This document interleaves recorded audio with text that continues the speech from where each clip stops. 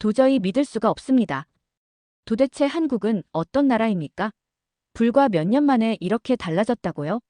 제가 처음 한국을 방문했던 2017년에는 그저 미국의 여러 동맹국 중 하나로 보였습니다.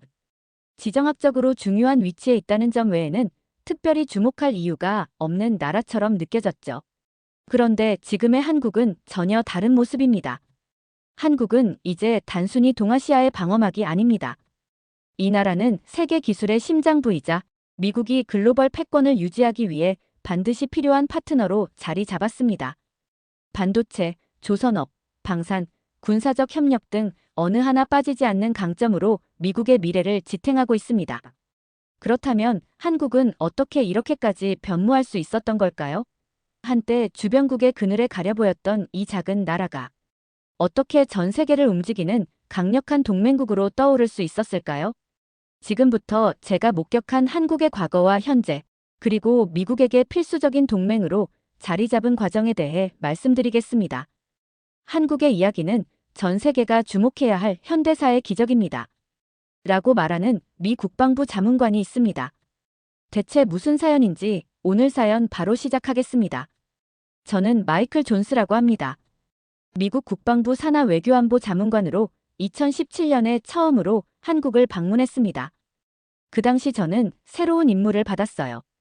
바로 동맹국들의 군사적, 경제적 가치를 재평가하고 방위비 분담 문제를 중심으로 한미 관계를 분석하는 것이었죠. 그 당시 아메리카 퍼스트라는 슬로건이 워싱턴 전체를 휩쓸고 있었고 트럼프 대통령은 한미 동맹에도 냉혹한 기준을 적용하려고 했습니다. 솔직히 말하면 그 당시 한국에 대해 큰 기대를 하지 않았어요. 한국이 전략적으로 중요하다는 말은 많이 들었지만 제 머릿속에서는 일본이 더 중요한 나라처럼 느껴졌습니다. 일본은 경제 대국이고 기술력도 뛰어나며 미국의 가장 신뢰받는 파트너 중 하나였으니까요. 반면 한국은 북한 문제로만 얽혀있는 동맹이라는 인식이 강했어요. 그래서인지 제 첫 임무가 한국 관련 평가였다는 사실에 조금 실망하기도 했습니다. 첫 번째 일정은 평택 미군 기지 방문이었습니다.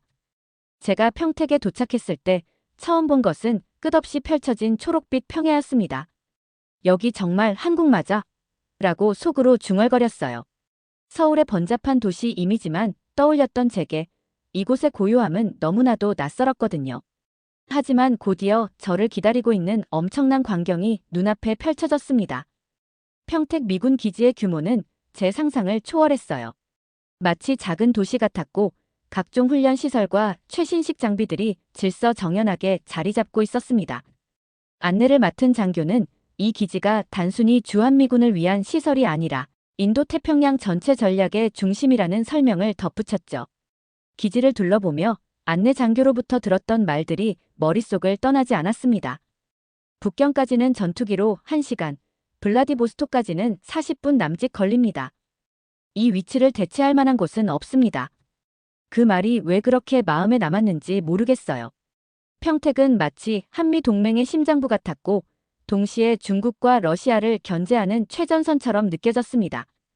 다음 날 아침, 저는 다시 평택 기지로 향했습니다.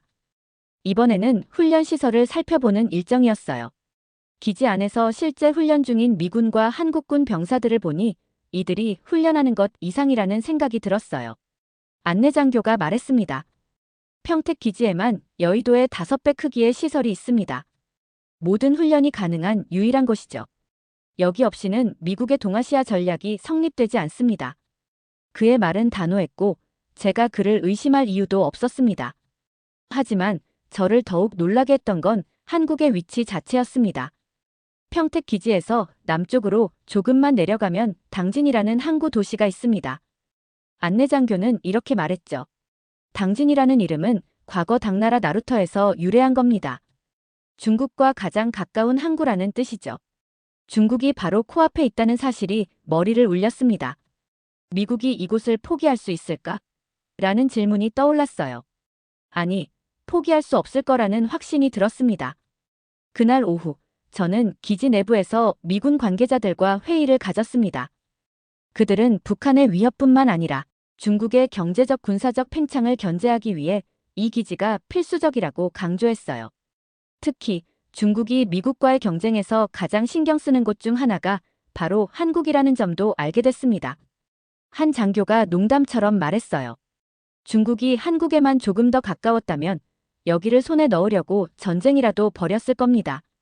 돌아가는 길에 문득 트럼프 대통령의 말이 떠올랐습니다. 한국은 방위비를 더 내야 한다. 그렇지 않으면 미군 철수를 검토할 수도 있다. 하지만 이제는 알겠더라고요. 미국이 이 기지를 포기한다는 건 스스로의 전략적 위치를 스크랩하는 것과 같다는 걸요. 트럼프가 정말로 이걸 모를까? 라는 생각이 들었어요. 답은 명확했습니다. 한국은 이미 미국에게 없어서는 안 될 존재였습니다. 한국의 군사적 중요성을 직접 본 후에도 저는 한국의 경제적 가치에 대해서는 여전히 의문이 많았어요. 그래서 다음 일정으로 한국의 조선업을 직접 둘러보게 됐습니다. 한국이 세계 조선업의 1위를 차지하고 있다는 사실은 알고 있었지만 과연 그게 얼마나 대단한지 의구심이 있었어요. 그날 아침, 저는 현대중공업으로 향했습니다. 안내를 맡은 현지 직원은 저를 조선소 한가운데로 데려가며 말했어요. 여기서 하루에 만들어지는 배가 얼마나 되는지 아십니까? 저는 멍하니 고개를 저었죠. 그러자 그가 웃으며 대답했습니다.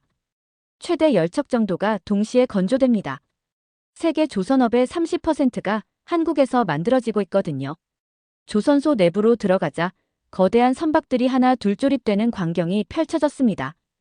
제가 상상했던 공장의 모습과는 완전히 달랐어요. 거대한 로봇팔들이 부품을 옮기고 수백 명의 작업자들이 유기적으로 움직이는 모습이 마치 초대형 공연을 보는 듯 했어요. 그 광경은 제게 한국의 산업 역량을 압도적으로 보여줬습니다. 더 충격적이었던 건 이 조선소에서 만들어지는 배의 상당수가 군함이나 전략적 목적의 선박이라는 사실이었어요. 그날 오후에는 실제로 미국에서 주문한 함정이 건조되고 있는 현장을 보게 됐어요. 안내 직원은 이렇게 말했죠. 미국은 조선업을 포기했지만 함정을 만들 필요는 여전히 있죠. 그래서 한국에 의존하는 겁니다. 조선소 투어를 마친 후 저는 다시 자료를 검토하기 시작했습니다.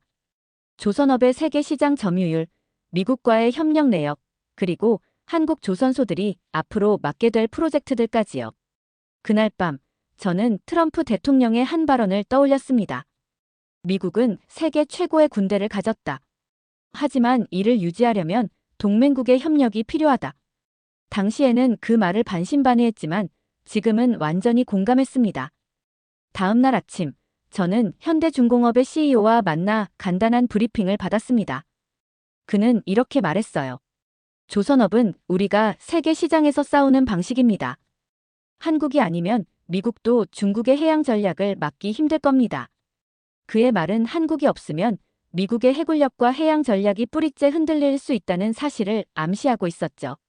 조선소에서 한국이 세계를 움직이는 힘을 직접 본 후 저는 또 다른 한국의 강점을 확인할 기회를 얻었습니다. 바로 반도체 산업이었죠. 사실 저는 이전까지 반도체라는 단어가 얼마나 중요한지 깊게 생각해 본 적이 없었어요. 작은 칩 조각 하나가 세계 경제를 좌우한다는 말이 믿기지 않았거든요. 하지만 삼성전자와 SK하이닉스를 직접 방문한 후 제 생각은 완전히 바뀌었습니다. 그날 아침, 저는 삼성 반도체 공장이 있는 경기도 화성으로 향했습니다. 도착하자마자 보이는 것은 끝이 보이지 않는 거대한 공장이었어요. 여기서 만들어지는 반도체가 전 세계에 쓰이는 제품의 50% 이상을 차지합니다. 라는 설명을 듣는 순간 저는 잠시 말을 잃었습니다. 공장 내부는 SF 영화 속 한 장면 같았어요. 하얀 방호복을 입은 직원들이 완벽히 밀봉된 환경에서 반도체를 제작하고 있었죠. 공장 안내를 맡은 엔지니어는 자랑스럽게 말했습니다. 반도체는 단순히 전자기기용 부품이 아닙니다. 이건 국가 경쟁력의 상징이에요. 특히 미국은 저희 같은 동맹국이 없다면 반도체 부족 문제에 직면할 겁니다. 그 말에 저는 깊이 공감했습니다. 미국은 반도체 제조 기술을 회복하려고 노력 중이었지만 이미 한국과의 격차는 너무나 컸습니다. 그날 오후에는 SK하이닉스의 연구개발센터를 방문했습니다. 그곳에서 저는 차세대 반도체 기술에 대한 설명을 들었어요. 미국이 반도체 자립을 시도하고 있지만 이 기술력을 따라잡으려면 최소한 수십 년이 걸릴 거라는 게 명확해 보였어요. 미국 기업들도 이들과 협력하지 않으면 경쟁력을 유지할 수 없다는 사실이 명백해졌습니다.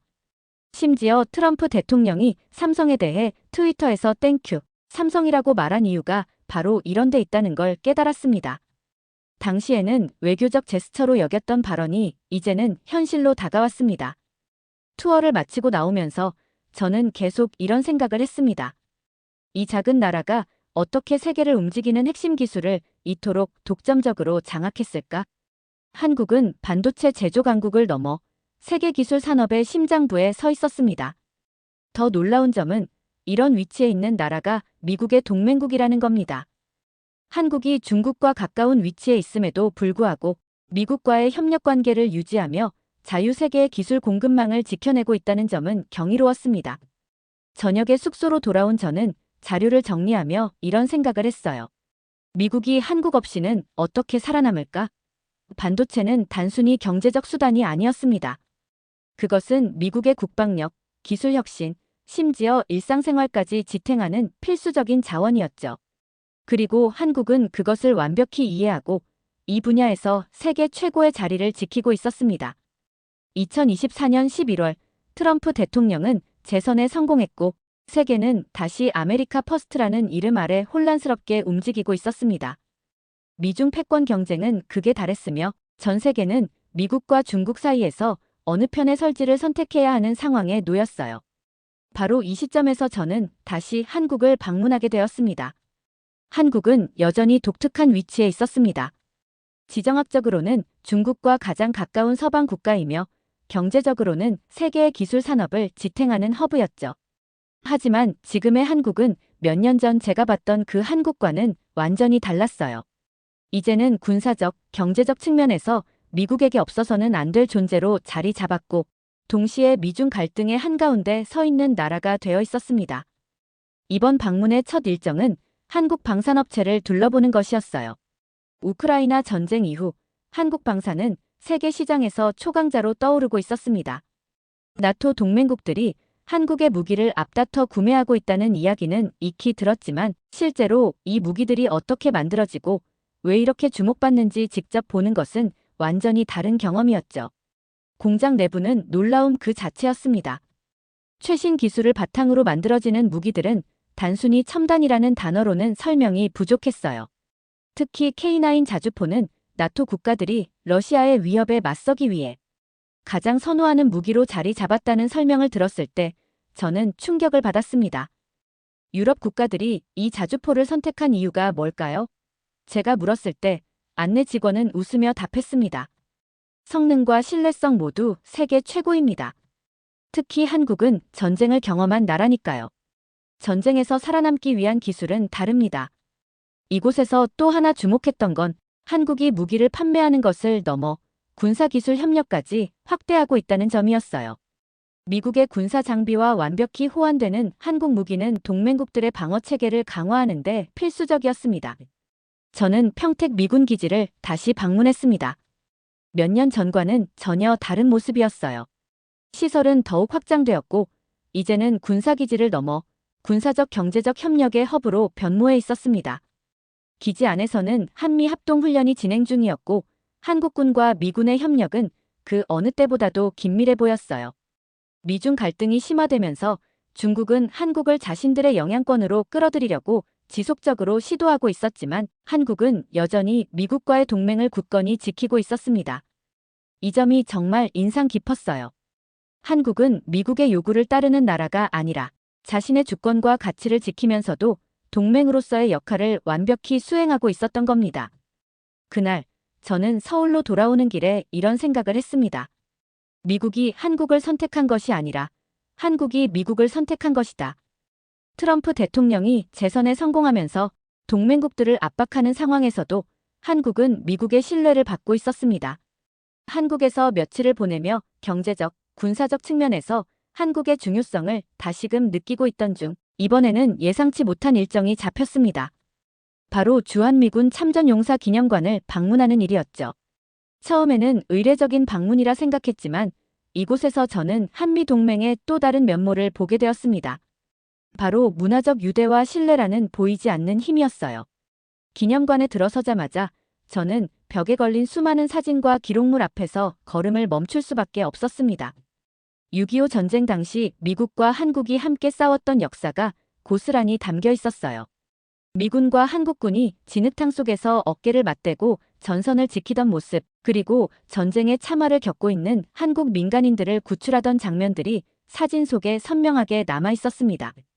기념관에서 한국 사회의 독특한 문화적 배경도 알게 됐습니다.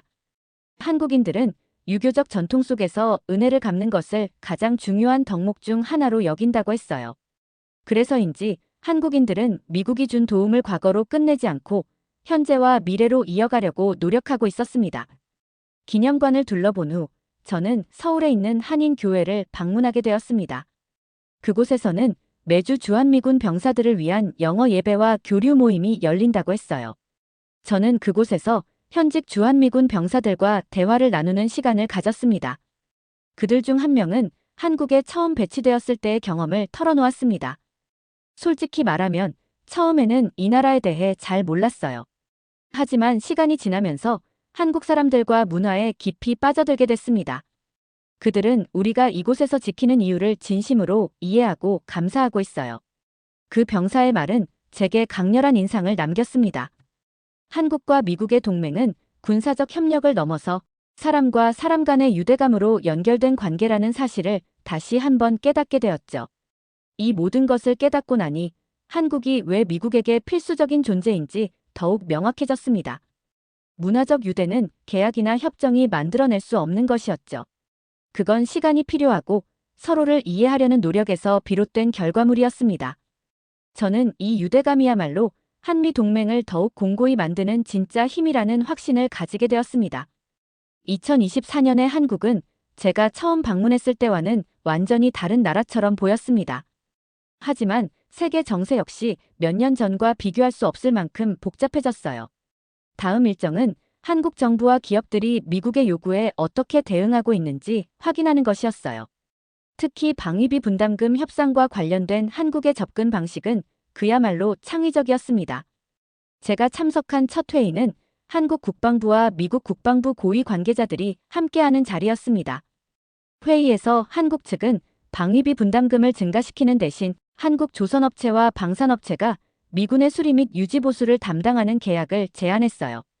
미군 함정이 아시아 지역에서 수리와 보급이 필요할 때 한국은 최적의 파트너입니다. 이는 비용 절감뿐만 아니라 효율성에서도 최고의 선택이 될 것입니다. 라는 한국 측 발표는 명쾌하고 설득력 있었습니다. 회의를 듣는 동안 저는 과거 트럼프 대통령이 방위비 협상에서 한국에 얼마나 강하게 압박을 가했던지 떠올랐습니다. 당시 그는 한국이 더 많은 돈을 내지 않으면 주한미군을 철수할 수 있다는 말을 서슴없이 했었죠. 그러나 지금의 한국은 과거와는 달랐습니다.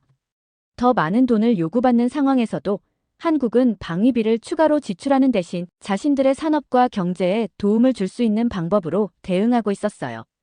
또 다른 흥미로운 사례는 한국 반도체 기업들이 미국의 요청에 따라 미국 현지에 대규모 투자 계획을 발표한 일이었어요. 삼성전자는 텍사스에 새로운 반도체 공장을 설립하기로 결정했고 SK하이닉스는 미국 내 연구개발센터를 확장한다는 계획을 밝혔습니다. 트럼프 행정부가 미국 내 제조업 부활을 강조하며 반도체 분야에서 중국과의 경쟁을 격화시키는 상황에서 한국 기업들의 이러한 움직임은 미국 정부로부터 큰 환영을 받았어요.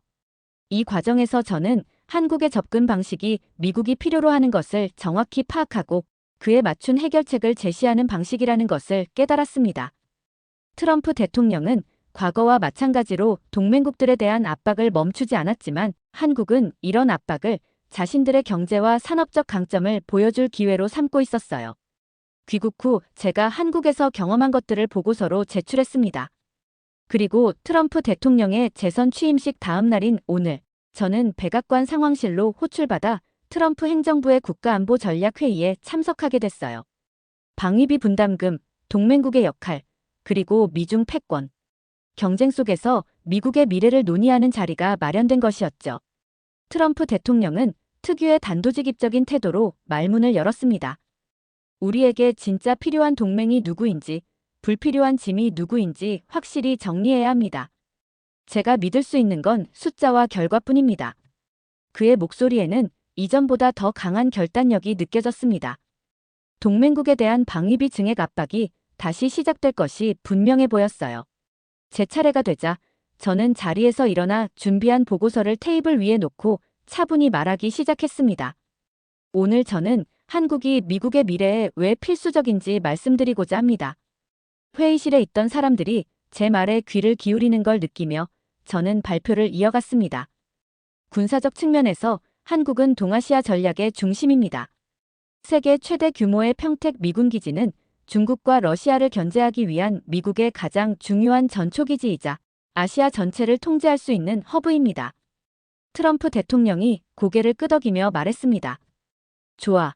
하지만 얼마나 더 기여할 수 있는지 말해보게. 한국은 군사적 기여를 넘어 경제적 기술적으로도 미국의 필수적인 동맹입니다. 삼성과 SK 하이닉스는 세계 반도체 시장을 지배하고 있습니다. 반도체는 미국의 군사력, 첨단 기술, 심지어 일상생활의 모든 분야를 지탱하는 기반입니다. 한국이 없다면 중국이 반도체 시장을 장악하게 될 가능성이 큽니다. 현재 텍사스에 삼성의 대규모 반도체 공장이 계획 중입니다. 이를 통해 미국은 반도체 자립과 첨단 기술 경쟁에서 우위를 점할 수 있습니다.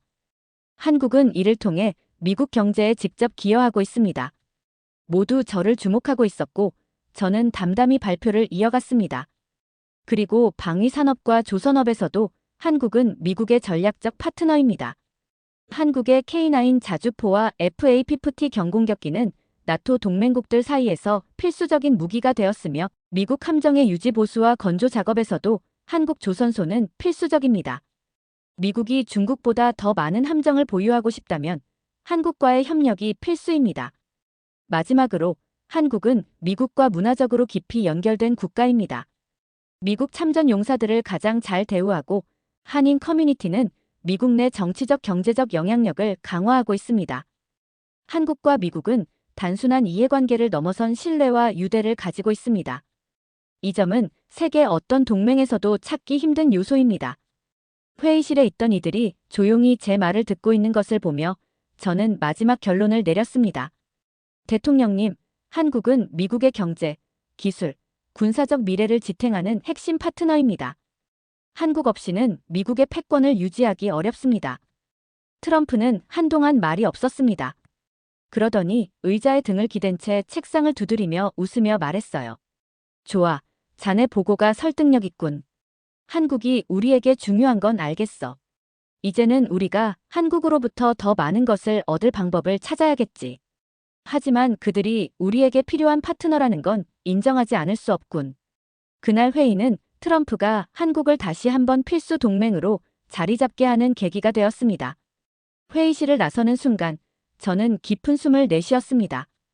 발표는 끝났지만 마음속에는 여전히 긴장과 흥분이 뒤섞여 있었습니다. 제가 준비한 자료와 말들이 트럼프 대통령과 고위 관계자들에게 얼마나 깊이 와닿았는지는 확신할 수 없었어요. 하지만 적어도 오늘 한국이라는 나라의 가치를 미국의 전략 한가운데에 놓았다는 점만큼은 분명히 느낄 수 있었습니다. 문득 창밖으로 비친 겨울 햇살이 눈에 들어왔습니다.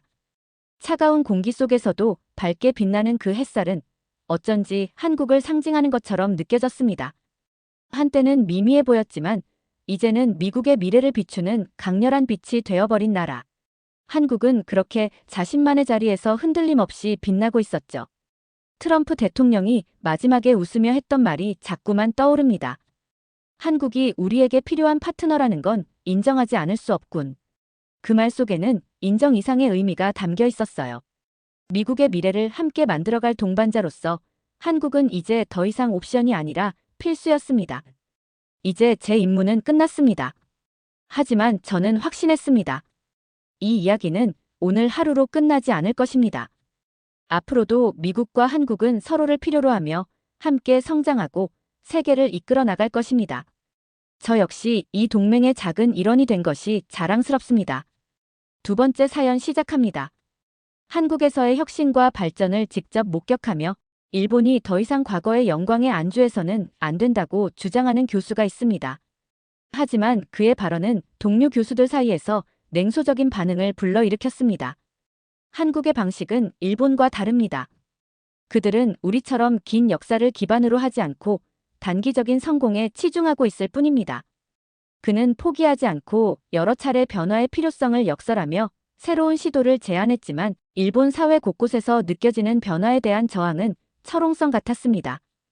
끝내 그는 자신의 목소리가 더 이상 일본에서 닿을 곳이 없음을 깨닫고 절망하며 딸과 함께 한국으로 이민을 결심했다고 말하는데요. 대체 무슨 사연인지 오늘 사연 바로 시작하겠습니다. 안녕하세요. 저는 하야마 소이치입니다. 일본에서 대학 교수를 하며 평생을 보냈습니다. 일본이라는 나라에 대한 자부심은 저의 정체성의 중심이었습니다. 1980에서 90년대의 일본은 세계 경제를 선도하며 우리는 스스로를 아시아의 등불이라고 믿었습니다. 일본은 세계의 기준이다라는 생각은 저와 제 세대의 상식이었죠. 한국. 솔직히 말하면 저에게는 하위 경쟁자 그 이상도 이하도 아니었습니다. 한국은 일본의 제품을 모방하거나 일본의 뒤를 따라오는 나라로만 보였으니까요. 몇 년 전 저는 한국제 학술 컨퍼런스에 초청을 받았습니다. 주제는 아시아 경제 발전과 기술 혁신이었고 일본의 사례를 중심으로 발표를 준비했습니다. 저의 발표는 과거 일본 경제의 성장 모델을 중심으로 한 내용이었고 일본이 여전히 아시아 경제의 중추 역할을 할 수 있다는 점을 강조했습니다. 솔직히 말하면 저의 발표는 익숙한 과거의 영광에 대한 회고였습니다. 새로운 데이터나 혁신적인 내용보다는 우리가 이룬 업적을 다시 한번 되짚는 데 집중했죠. 그런데 바로 다음 발표자가 저를 얼어붙게 만들었습니다. 발표자는 한국의 연구원이었고 주제는 한국의 첨단 산업과 글로벌 시장에서의 도약이었습니다. 발표 자료는 명확하고 충격적이었습니다. 한국의 반도체 기업인 삼성전자와 SK하이닉스가 글로벌 반도체 시장을 지배하고 있다는 사실은 알고 있었지만 그 점유율과 기술 수준이 일본 기업과 비교해 이렇게 압도적일 줄은 몰랐습니다. 더욱 충격적이었던 것은 발표 후 이어진 질문과 토론 시간이었습니다. 서양 학자들과 아시아 각국의 연구원들은 한국의 성공 요인과 혁신 시스템에 대해 찬사를 보냈습니다. 일본, 그저 과거의 모델로만 언급될 뿐이었습니다. 그들은 한국은 일본이 실패한 점을 극복하고 새로운 모델을 제시했다고 평가했습니다. 저는 자리에 앉아 손에 든 자료를 바라보며 씁쓸함을 감출 수 없었습니다. 그날 밤 호텔방에서 발표 자료를 다시 열어봤습니다. 머릿속은 복잡했습니다. 한국의 젊고 역동적인 산업 구조와 일본의 느리고 경직된 시스템이 비교되며 저의 자부심은 크게 흔들렸습니다. 특히 발표 중 언급된 데이터가 잊히지 않았습니다. 일본의 반도체 시장을 제치고 한국이 세계 2위에 올라 있었습니다. 일본은 지속적으로 하락하는데 한국은 폭발적으로 성장하고 있었습니다. 보고서의 숫자는 명백한 현실을 말해주고 있었습니다. 다음 날 저는 다시 학회에 참석했습니다. 그런데 서양 학자들 사이에서 들려오는 이야기들은 저를 더욱 불편하게 만들었습니다. 일본은 이제 아시아의 리더가 아니다. 한국이 진짜 리더다. 이 말이 가슴 깊이 박혔습니다. 물론 그 말이 전적으로 옳지는 않을지 모르지만 저는 그들이 왜 그런 말을 하는지 이해할 수 있었습니다. 현실이 그들에게 그런 결론을 내리게 했던 거죠. 저는 일본으로 돌아와 일상에 복귀했지만 학회에서 받은 충격은 마음속에서 쉽게 사라지지 않았습니다.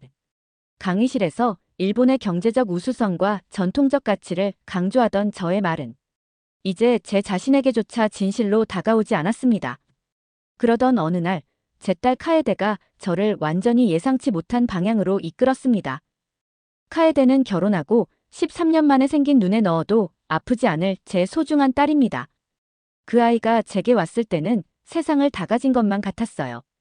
밝고 사랑스럽고 제 인생에서 가장 빛나는 존재였어요. 학업에 대한 열정도 강해서 중학교 때부터 단 한 번도 1등을 놓친 적이 없었습니다. 무엇보다 꿈이 큰 아이였습니다. 고등학교 진학하자마자 저와 딸은 미래에 대한 진로를 종종 이야기했습니다. 그때마다 딸은 국제적으로 일하고 싶다고 말하곤 했습니다.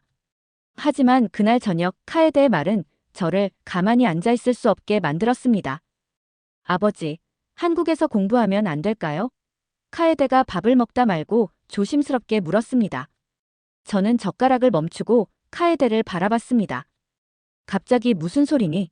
라고 물었죠. 카에데는 잠시 망설이다가 말을 이어갔습니다.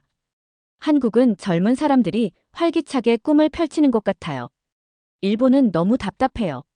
그녀의 목소리는 확신에 차 있었지만 동시에 뭔가 억눌린 감정이 섞여 있었습니다. 저는 가슴이 철렁했습니다. 일본이 답답하다니 무슨 뜻이냐? 카에데의 말을 끝까지 듣고 싶었습니다. 카에데는 잠시 고개를 숙였다가 자신이 느낀 것을 솔직히 털어놨습니다. 우리 학교에서도 다들 케이팝 아이돌을 좋아하고 한국 드라마 이야기를 해요. 그런데 단순히 그런 문화만이 아니에요. 한국은 젊은 사람들이 스스로 하고 싶은 걸 마음껏 도전할 수 있는 나라 같아요. 스타트업 이야기도 그렇고 세계적인 기술도 그렇고 일본은 너무 느리고 안전하게만 하려고 하잖아요. 그녀의 말은 저를 당황하게 만들었습니다. 제가 평생 자랑스럽게 여겼던 일본을 저의 딸이 이렇게까지 답답하게 느끼고 있었다니요. 저는 애써 침착하게 반문했습니다. 하지만 카에데, 일본도 안정적이고 훌륭한 나라야. 여기서도 충분히 잘할 수 있지 않을까? 하지만 카에데는 고개를 저었습니다. 안정적인 건 알겠어요. 그런데 너무 안정적이라서 변하지 않아요. 학교에서도 다들 같은 길을 가야 하고 새로운 걸 시도하는 건 어려워 보여요. 한국은 다르잖아요. 뭔가 하고 싶으면 도전할 수 있는 환경이 있잖아요. 일본에서는 제가 뭘 해도 제한적일 것 같아요. 저는 아무 말도 할 수 없었습니다. 카에데의 목소리에는 절실함과 답답함이 묻어나 있었습니다. 저는 그녀가 어린아이 같은 말을 하고 있다고 생각하고 싶었지만 그녀의 눈빛은 너무나 진지했습니다. 그날 밤 저는 침대에 누워 카에데의 말을 곱씹었습니다. 우리 아이가 이토록 일본에서 답답함을 느끼고 있었다니 한국이 그토록 매력적으로 보일 정도로 일본은 무엇을 놓치고 있는 걸까? 그날 저는 학회에서의 충격적인 발표가 떠올랐습니다. 한국은 혁신과 속도로 변화를 이루고 있었지만 일본은 변화 그 자체를 두려워하고 있는 것처럼 보였습니다. 학회에서 들은 이야기가 다시 제 귀에 울리는 것 같았습니다. 한국은 이제 아시아의 진정한 리더입니다.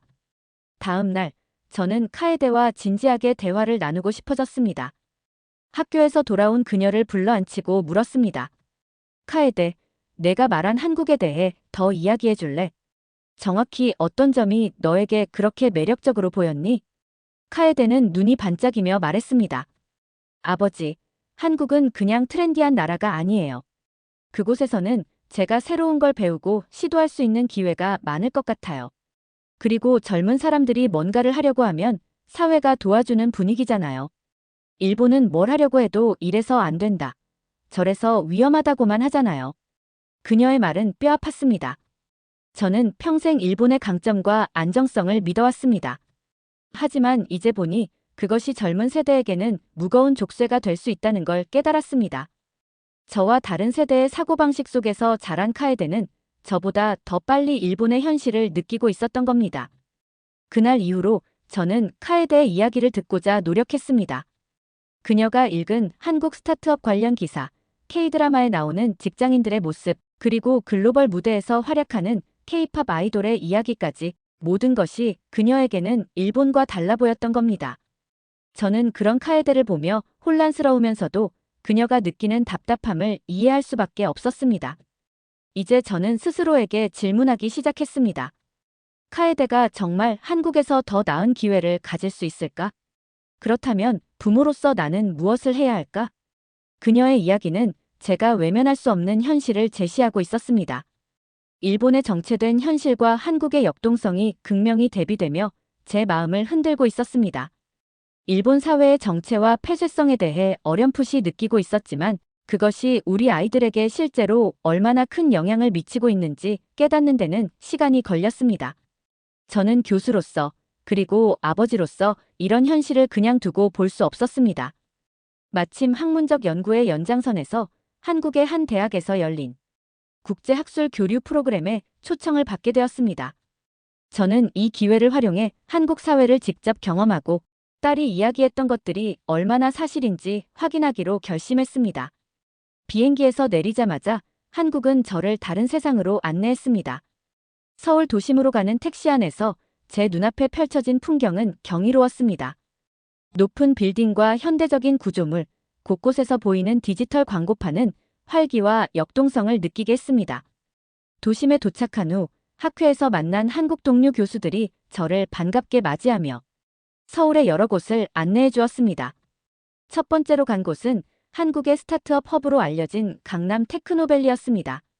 수많은 청년 창업가들과 IT 기업들이 모여있는 이곳은 말 그대로 에너지가 넘치는 공간이었습니다. 한국 교수는 자랑스럽게 설명했습니다.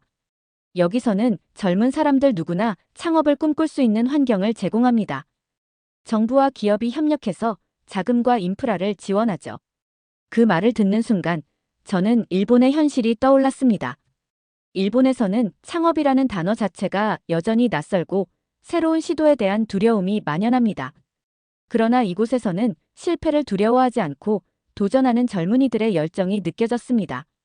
그날 저녁 저는 서울의 한 식당에서 한국 교수들과 함께 식사를 하며 다양한 주제를 논의했습니다.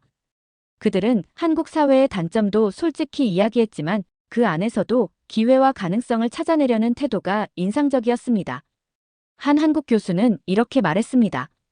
우리도 과거에는 일본을 모델로 삼았어요. 하지만 이제는 우리가 우리만의 길을 찾고 있다고 생각합니다. 이 한마디는 저를 다시 한번 충격에 빠뜨렸습니다. 일본을 한때 모델로 삼았던 나라가 이제는 스스로의 방향성을 찾아 세계와 경쟁하고 있다니 제 자신이 부끄러워질 정도였습니다. 다음 날 저는 서울 시내를 걸으며 시민들의 일상을 관찰했습니다. 특히 편리하고 발전된 대중교통 시스템은 감탄을 자아냈습니다. 지하철은 깨끗하고 효율적이었으며 일본의 시스템보다 더 발전된 디지털 결제와 연결성을 제공하고 있었습니다. 스마트폰만 있으면 어디서든 손쉽게 교통비를 결제할 수 있었고 심지어 공공 와이파이조차 무료로 사용할 수 있었습니다. 저는 이런 편리함이 단순한 기술적 발달을 넘어 한국이 얼마나 실질적으로 시민들에게 필요한 가치를 제공하고 있는지 보여주는 증거라고 느꼈습니다. 그날 밤 호텔로 돌아오면서 저는 생각에 잠겼습니다. 일본과 한국의 가장 큰 차이는 무엇일까? 일본의 사회는 변화보다 안정을 택했지만 한국은 위험을 감수하면서도 변화를 추구하고 있었습니다. 그 차이는 단순히 기술적, 경제적 차이가 아니라 국민들의 사고방식과 사회적 태도에서 기인하는 것이었습니다. 한국에서의 마지막 날, 저는 딸 카에데의 말이 전혀 과장이 아니었음을 확신했습니다. 그녀가 느꼈던 일본의 답답함과 한국의 역동성은 이곳에 와보니 너무나 명확하게 대비되었습니다.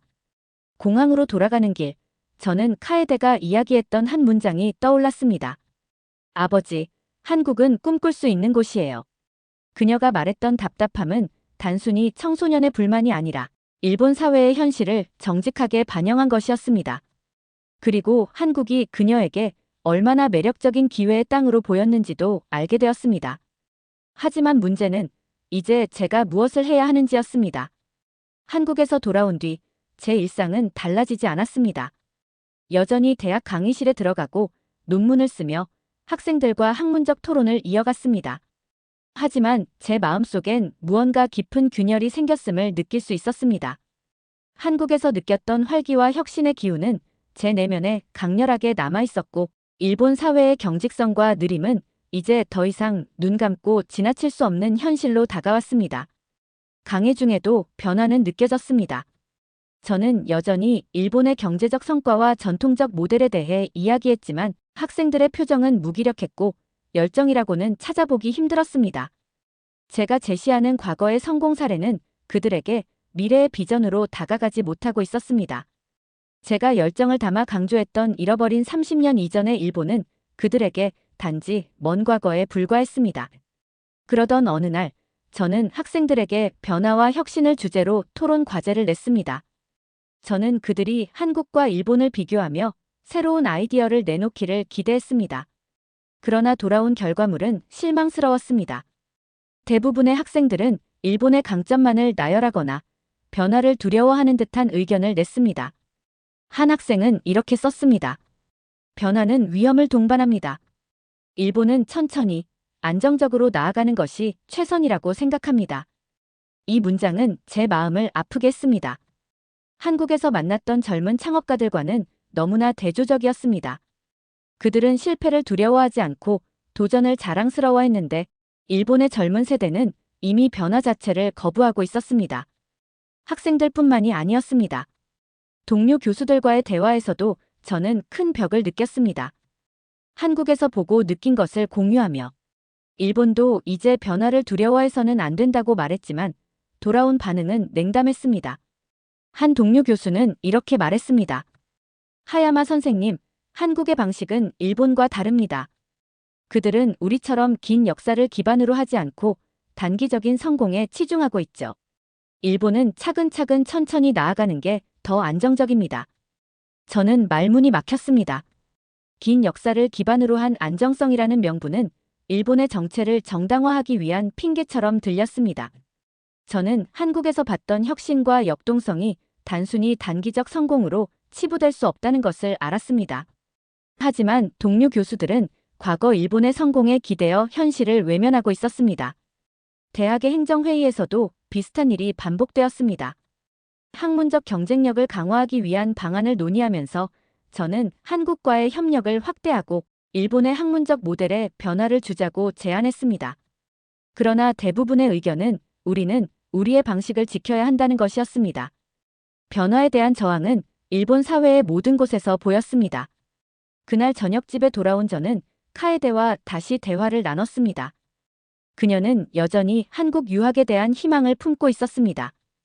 이후로도 저는 대학과 일본 사회에서 여러 번 변화를 촉구했지만 돌아오는 반응은 비슷했습니다. 한 번은 학과 회의에서 일본의 반도체 산업 부활을 주제로 토론이 열렸습니다. 저는 한국이 어떻게 글로벌 시장을 장악했는지를 사례로 들며 일본이 더 유연하게 대응해야 한다고 주장했습니다. 그러나 한 고위 교수는 이렇게 말했습니다. 한국의 방식은 우리에게 맞지 않습니다. 일본은 전통을 중시해야 하며 우리만의 길을 가야 합니다. 저는 이런 말들이 이제는 변명을 넘어 절망적으로 들렸습니다. 전통을 중시하는 것과 현실을 외면하는 것 사이에는 분명한 차이가 있었습니다. 변화를 원하지 않는 사람들만이 아니라 변화가 불가능하다고 믿는 사람들로 가득 찬 곳. 그것이 지금의 일본이었습니다.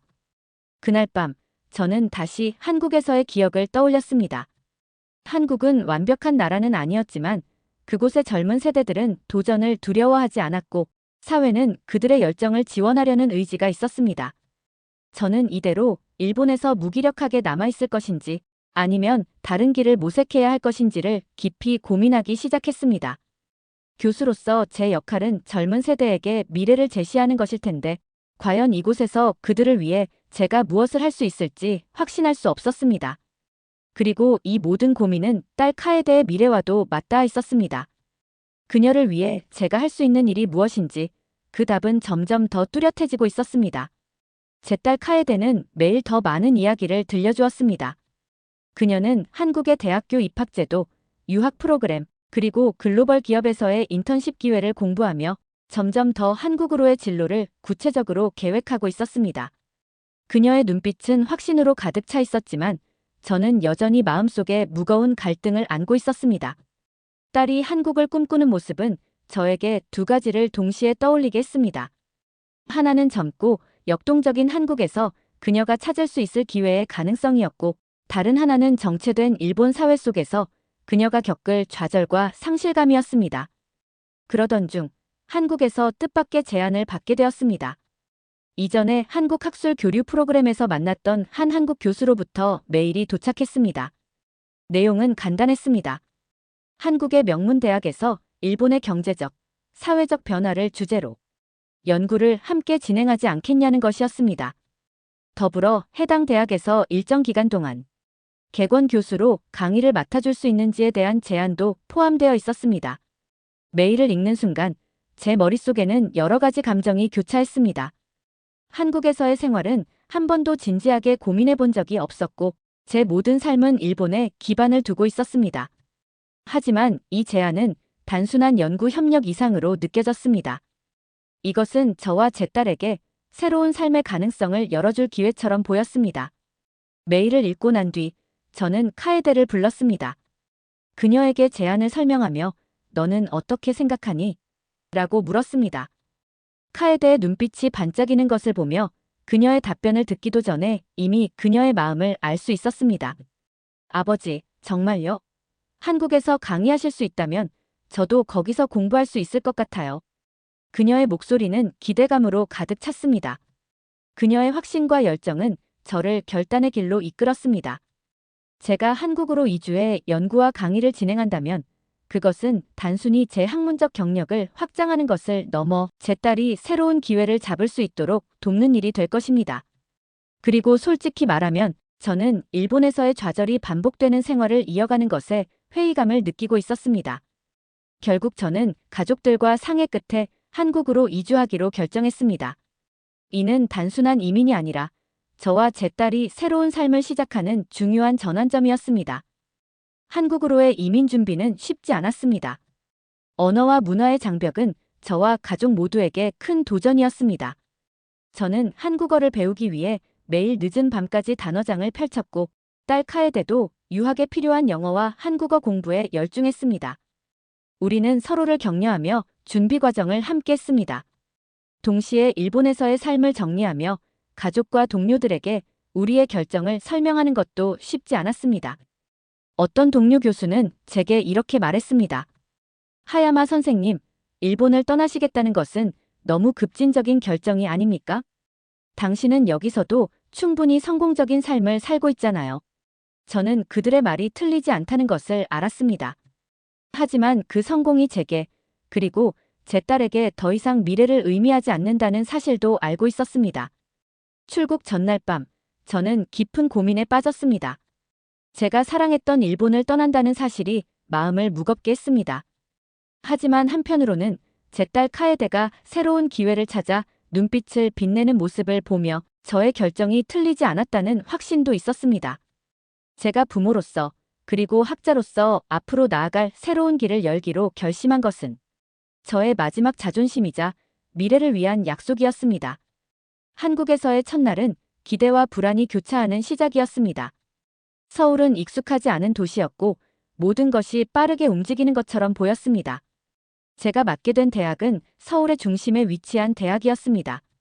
제가 강의할 주제는 일본과 한국의 경제 발전 모델 비교였고 학생들은 처음부터 호기심 어린 눈빛으로 저를 바라봤습니다.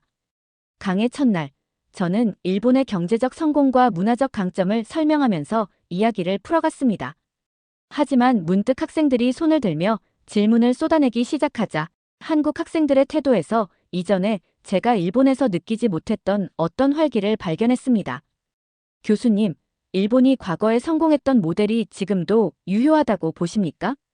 한국은 일본보다 빠르게 변화했는데 일본은 왜 변화 속도가 느렸던 걸까요? 이 질문들은 날카롭고도 진지했습니다. 일본 학생들과의 토론에서는 보기 힘들었던 깊이와 문제의식을 가진 질문들이 이어졌습니다. 저는 순간 머뭇거렸지만 이내 솔직하게 답하기로 했습니다. 일본은 안정과 전통을 중시하는 사회입니다.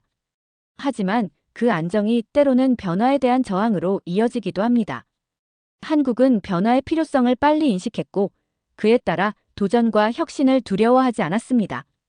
제 답변에 고개를 끄덕이는 학생들의 모습을 보며 한국 사회의 교육이 단순히 지식 전달이 아닌 사고의 확장을 얼마나 중시하는지 느낄 수 있었습니다.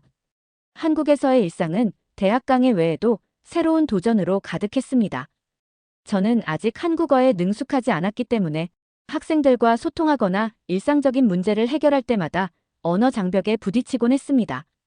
가끔씩은 복잡한 한국어 문장을 들으며 당황하거나 잘못된 발음을 해서 학생들에게 웃음을 사기도 했습니다. 하지만 놀라운 점은 그들이 적극적으로 저를 도우려 했다는 것이었습니다. 수업 후에는 몇몇 학생들이 제게 다가와 교수님, 이 표현은 이렇게 하면 더 자연스럽습니다라며 친절하게 조언을 해주었습니다. 또한 딸 카에데 역시 한국에서의 새 삶에 빠르게 적응해 나가고 있었습니다. 그녀는 한국어 학원을 다니며 언어를 배우는 동시에 서울에 있는 명문 국제학교에 입학해 또래 친구들과 교류를 시작했습니다. 어느 날 집에 돌아온 그녀가 밝은 얼굴로 말했습니다.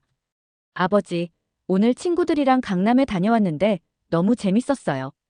한국은 정말 활기차고 모든 게 빠르게 돌아가요. 그녀의 눈에서 반짝이는 행복감을 보며 저는 이곳에서의 삶이 그녀에게 잘 맞고 있다는 확신을 가질 수 있었습니다. 한국에서의 삶은 단순히 새로운 환경에 적응하는 것을 넘어 제가 일본에서 느꼈던 답답함과는 전혀 다른 경험을 선사했습니다. 특히 제가 직접 경험한 한국의 행정 시스템은 감탄을 자아냈습니다. 외국인 등록증 발급이나 건강보험 가입 같은 절차가 놀라울 정도로 간단하고 빠르게 진행되었습니다. 일본에서는 이런 절차가 몇 주씩 걸리는 경우도 있었지만 한국에서는 대부분이 며칠 내에 완료되었습니다. 디지털화된 시스템 덕분에 어디서나 서류를 제출하고 결과를 확인할 수 있었고, 이는 단순한 편의를 넘어 한국 사회가 얼마나 효율적으로 움직이는지 보여주는 단면이었습니다. 어느 날 딸과 함께 서울의 한 카페에 앉아 이야기를 나누던 중 그녀가 말했습니다. 아버지, 한국은 정말 다르게 느껴져요. 뭔가 새로운 걸 해볼 수 있는 기회가 넘쳐나는 것 같아요. 그녀의 말에 저는 미소를 지으며 대답했습니다. 그렇구나, 나도 너처럼 새로운 걸 배워가고 있단다. 한국에서의 새로운 삶은 도전과 배움의 연속이었습니다. 이곳에서는 계속해서 시험하고 성장하도록 만드는 힘이 있었습니다. 한국에서의 삶이 자리를 잡아갈수록 대학에서의 강의는 순조롭게 진행되었고 학생들과의 토론은 저를 새롭게 자극하며 학문적 성장을 이끌어냈습니다. 그러나 모든 것이 완벽한 것은 아니었습니다. 한국에서 새로운 도전에 만족하며 살아가면서도 가끔씩 일본을 그리워하는 순간들이 찾아왔습니다. 그것은 단순히 그곳에서의 익숙한 생활 때문만이 아니라 제가 일본에서 쌓아온 정체성과 기억들이 제 마음속 깊이 뿌리내리고 있었기 때문입니다. 어느 날 서울의 한 커피숍에서 혼자 책을 읽고 있을 때였습니다. 주변은 활기차고 사람들은 끊임없이 움직이며 일상을 살아가고 있었지만 저의 시선은 책 페이지를 넘기던 손끝에서 멈춰 있었습니다. 문득 일본에서의 일상이 떠올랐습니다. 동료 교수들과 함께했던 여유로운 차 한 잔, 오래된 도쿄 거리를 거닐며 느꼈던 고요함, 그리고 부모님과 함께했던 시골 마을의 풍경까지. 그 모든 것이 단순한 향수가 아니라 제가 일본을 떠난 뒤로 점점 사라져가는 제 정체성의 일부처럼 느껴졌습니다. 가끔은 일본 사회를 떠올리며 안타까운 마음이 들기도 했습니다. 한국에서 강의를 하면서 일본과 한국의 발전 모델을 비교할 때마다 일본이 세계를 선도하던 시절이 떠올랐습니다. 제가 젊었을 때 일본은 아시아의 중심이자 세계의 경제 강국으로 자리 잡고 있었습니다. 특히 일본에서 만났던 동료 교수들의 얼굴이 종종 생각났습니다. 그들은 여전히 일본만의 전통과 방식을 고수하며 우리 방식이 맞다는 믿음 속에 머물러 있었습니다. 그들의 논리는 이해할 수 있었지만 한국에서 새로운 환경에 도전하며 성장하고 있는 제 자신을 돌아볼 때 저는 그들이 스스로에게 가능성을 닫아버리고 있다는 생각을 떨칠 수 없었습니다. 한국에서의 생활 속에서 일본을 그리워할 때면 저는 딸 카에데를 떠올리곤 했습니다. 그녀는 이미 한국에서 새로운 친구들을 사귀었고 그들과 함께 학교 프로젝트를 진행하며 자신이 하고 싶은 공부를 즐기고 있었습니다. 어느 날 저녁 카에데는 저에게 말했습니다. 아버지, 요즘 정말 행복해요. 한국에서는 제가 뭘 할 수 있을지 계속 꿈꾸게 돼요. 일본에서는 이런 기분을 느껴본 적이 없어요. 그 말을 듣는 순간 저는 제 결정이 틀리지 않았다는 것을 확신했습니다. 물론 저는 여전히 일본에 대한 애정을 잃지 않았습니다. 일본은 저를 키워준 나라이고 제가 처음으로 꿈을 꾸고 이루었던 곳입니다. 그리고 일본은 여전히 세계적으로 많은 점에서 중요한 나라입니다. 하지만 제가 한국에서 배운 것은 일본도 변화를 받아들여야 한다는 것입니다. 과거의 성공에 안주하기보다는 새로운 세대가 도전할 수 있는 환경을 만들어 주어야만 일본이 다시 세계의 중심에 설 수 있을 것입니다. 서울의 밤하늘을 올려다보며 저는 일본과 한국이 가진 차이를 다시 한번 생각했습니다.